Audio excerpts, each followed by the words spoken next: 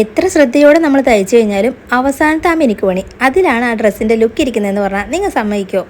എനിക്കങ്ങനെയായിട്ട് തോന്നുന്നത്. അതിലൊരു പ്രധാന ഭാഗമായ അയണിങ്, അതിൽ ശ്രദ്ധിച്ചില്ലെങ്കിലുണ്ടല്ലോ നമുക്ക് 8ന്റെ അല്ല 16ന്റെ പണിയായിരിക്കും കിട്ടുന്നത്, പ്രത്യേകിച്ച് ഇതുപോലുള്ള പട്ടു തുണികളൊക്കെ തേക്കുമ്പോൾ.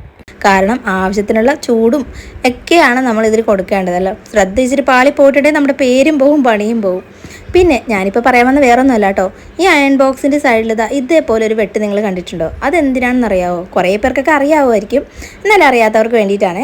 ഇങ്ങനെ നമ്മൾ പ്ലേറ്റ്സ് ഒക്കെ ഇടുമ്പോഴുണ്ടല്ലോ, നമ്മൾ സാധാരണ അയൺ ചെയ്യുമ്പോൾ മുകളിൽ മാത്രമാണല്ലോ ഇങ്ങനെ ചൂട് കിട്ടുന്നത്. അപ്പോൾ ഈ പ്ലേറ്റ്സിൻ്റെ ഒക്കെ കണ്ടാവും, ഇതിൻ്റെ ഇടയിലേക്ക് ഇങ്ങനെ വെച്ച് കഴിയുമ്പോഴത്തേനും മുകളിലും താഴത്ത് ഈക്വലായിട്ട് ചൂട് കിട്ടി ആ പ്ലേറ്റ്സ് കുറച്ചുകൂടി ഒന്ന് പ്രസ്സായിട്ട് നല്ല സ്റ്റിഫായിട്ട് നിൽക്കാനായിട്ട് അത് ഹെൽപ്ഫുള്ളാണ് കേട്ടോ. സാരിയുടെ പ്ലേറ്റ്സ് ആണെങ്കിലും ഷർട്ടിൻ്റെ കോളർ അങ്ങനെ പലതും നമുക്ക് ഈ എഡ്ജ് വെച്ച് പ്രസ് ചെയ്ത് ചെയ്യാൻ പറ്റും. ഇപ്പോൾ ഈ ചെയ്യുമ്പോഴുള്ള ആ ഒരു വ്യത്യാസം നിങ്ങൾക്ക് ഈ വീഡിയോയിൽ തന്നെ കാണാൻ പറ്റും. കണ്ടില്ലേ? അപ്പോൾ ഈ ഒരു ടിപ്സ് നിങ്ങൾക്ക് യൂസ്ഫുള്ളായി തോന്നിയിട്ടുണ്ടെങ്കിൽ ഷെയർ ചെയ്യാൻ മറക്കരുത് കേട്ടോ. അപ്പോൾ ഇതുപോലുള്ള കൊച്ചു കൊച്ചു ടിപ്സുകളൊക്കെ കാണാൻ ഇഷ്ടമുള്ളവരൊക്കെ ചാനലൊന്ന് സബ്സ്ക്രൈബ് ചെയ്യാൻ മറക്കല്ലേ. അപ്പോൾ അതേ ഫൈനൽ ലുക്ക് ഇതാണ്. നേരത്തെ ഇത് ട്രൈ ചെയ്ത് നോക്കിയിട്ടുള്ളവരും വീഡിയോ ഇഷ്ടപ്പെട്ടവരും ഒരു ലൈക്ക് തരാൻ മറക്കല്ലേ. അപ്പോൾ ഇനി അടുത്ത വീഡിയോയുമായി വരും വരെ ടാറ്റ ബൈ ബൈ, സീ യു.